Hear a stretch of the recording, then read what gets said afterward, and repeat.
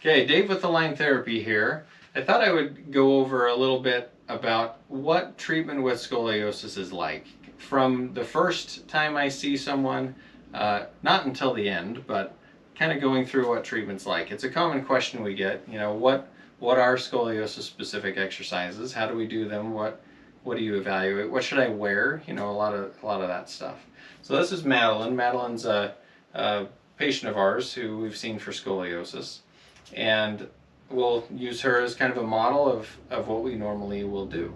So the first day I see someone, after filling out paperwork and after kind of asking some questions and getting to know your scoliosis history and also your history, what we'll do is we'll go through some assessment of what's going on. So a common thing that I have you do, go ahead and stand up, Madeline. Have you go through a little bit of range of motion, like touching your toes. Go and bend forward and touch your toes. She can go crazy far. Come on back up. And then going back. Good. And then I'll have you do a few other motion tests. It is nice, if you notice, Madeline has a sports bra on, because then we can see what her back looks like. We can see what's going on. It's really hard with shirts that we can't see what's going on with the spine. So we like to have something where we can see what the back's doing. So now have a seat. So then we'll test reflexes. I'll test her sensation. We'll test strength. We'll arm wrestle a little bit. Normally I would also have her lay on her back. Let's actually do that. Go ahead and lay on your back there, Madeline. And I would test flexibility. We already know that she's crazy flexible. So testing flexibility of the legs. Testing, here we'll do a fun one here.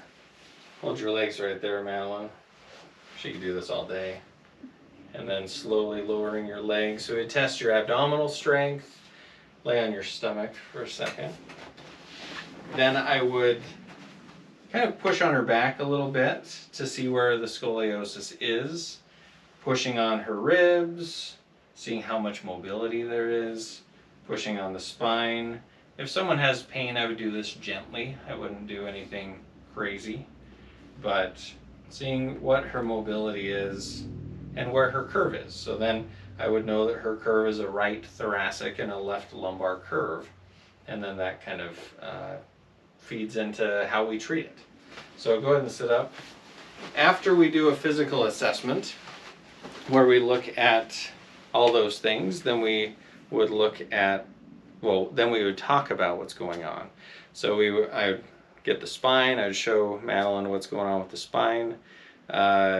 Educate her a lot on what's going on, because that's very important to know what's happening with the spine, to know what your curve is doing. And after we educate you on the spine, then we develop a plan. We develop a plan of how we're going to get you to your goals. Usually those goals are no progression of the curve, reducing the curve if we can, and if you have pain, reducing the pain.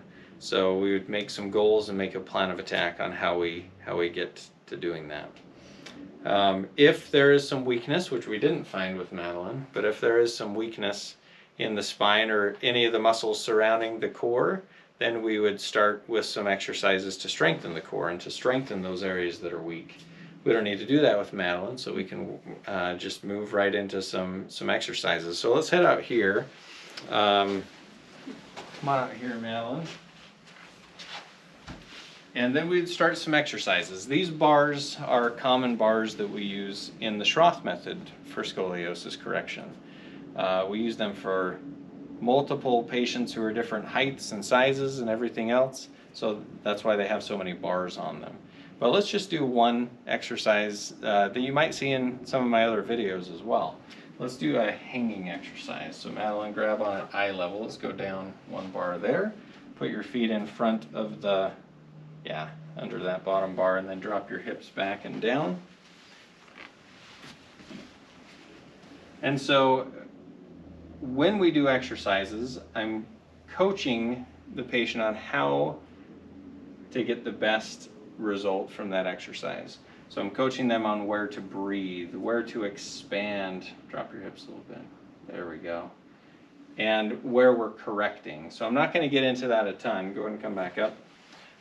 but I want you to see that it is pretty hands-on. We're working on specific areas, rotating and expanding and moving, and as we do that, and as the person gets better at it, we do less cueing and less pushing on stuff.